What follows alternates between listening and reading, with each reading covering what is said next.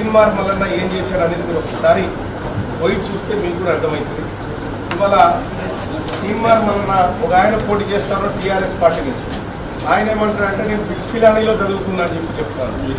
సరే, ఆయన ఎక్కడ చదువుకున్నా కూడా నేను గవర్నమెంట్ స్కూల్లో చదువుకున్నా, దాదాపు కొన్ని వందల మంది పిల్లలను విదేశాల్లో చదివిస్తా ఉన్నాయి. మన పేద పిల్లలను వందల మంది బిడ్డలకు ఆపరేషన్ చేయించలేదు.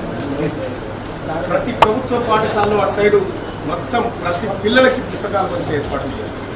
విద్యా వైద్యం పట్ల మాకున్నటువంటి నిబంధనతోటి కార్యక్రమాలను చేస్తూ ఉంటాం.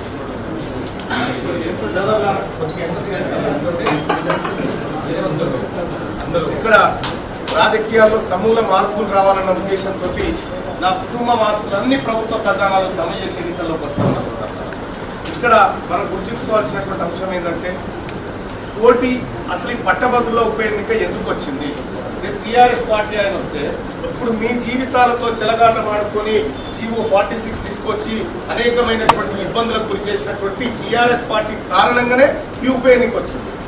కాబట్టి ఈ ఉప ఎన్నిక సృష్టించిన వాళ్ళు, అడ్డమైన జీవోలు తీసుకొచ్చింది వాళ్ళు, ఇవాళ మీ జీవితాలతో ఆడుకుంటున్నారు వాళ్ళు.